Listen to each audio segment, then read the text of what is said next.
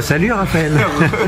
Toujours aux Hortensia. Oui, je voulais te poser une question à propos justement du téléphone et de la manière dont les frais de communication sont partagés entre l'émetteur et le récepteur. Alors, en fait, c'est toi Parce que je pense que beaucoup de gens ne savent pas. En fait, ce qui est marrant, c'est que toi, tu m'as dit que le premier bug de la Poste, c'était Louis XI. Bug ancestral, c'est Louis XI qui a fait payer l'émetteur. Voilà. Et c'est en même temps ça. Et ce qui est très intéressant, c'est que ça a permis de développer tout le mailing. Exactement.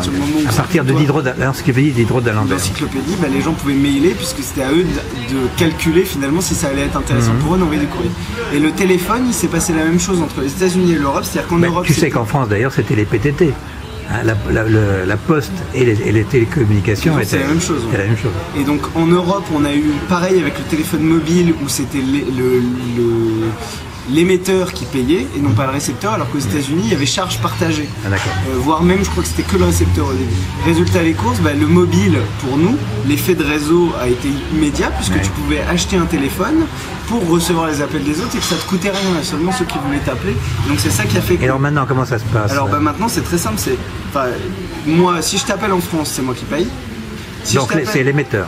C'est l'émetteur. Si je t'appelle et que tu es parti à Hong Kong, moi je paye le coût de la facturation en France et toi tu payes le transfert. Donc le récepteur paye le transfert. Paye le transfert puisque a priori je ne sais pas où tu es, que je pourrais me mettre à te parler pendant 15 minutes et qu'en fait sur ma facture arriverait une facture complètement astronomique puisqu'en fait tu m'aurais pas dit que tu étais au Japon et je me retrouverais avec 150 € de téléphone alors que toi tu sais que tu es au Japon et donc c'est à toi d'écourter ou pas la conversation. Et si toi tu es à l'étranger et que tu m'appelles en France, moi je paye plein pot.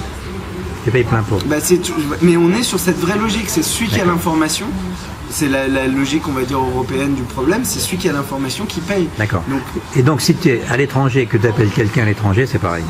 Non, puisque moi je vais payer. Alors c'est si les deux sont. Non, parce que si les deux sont des téléphones français, ça devient très vicelard. Je t'appelle en France, je paye le coup de fil vers la France, mais je ne sais pas que toi tu es à l'étranger. Donc toi tu payes la deuxième partie du chemin. Tu payes le reroutage vers le pays où tu es. Ah oui. Potentiellement, c'est moins efficace que si je t'appelais directement du Japon au Mexique, parce qu'on passe les deux par la France. En fait, la conclusion, c'est que quand tu es à l'étranger, Skype, c'est mieux. Non, la conclusion, c'est que le téléphone, c'est beaucoup trop cher quand on voyage. D'accord. C'est clair. Bon, je crois que ça va être clair maintenant, parce que c'est... En fait, les gens ne parlent pas de cette répartition simplement quand ils voient leur facture. Ça a beaucoup changé aussi, tu sais. Oui. Enfin, il y a quand même eu un truc, c'est-à-dire qu'au début, comme tout, très peu de gens voyageaient avec leur téléphone parce que le téléphone ne s'activait pas dans un... Et maintenant qu'on a tous des téléphones interopérables, enfin Orange a un réseau en Europe, déjà c'est beaucoup plus fréquent et beaucoup plus habituel. Merci. Moi, de rien. Merci pour ces infos, Raphaël.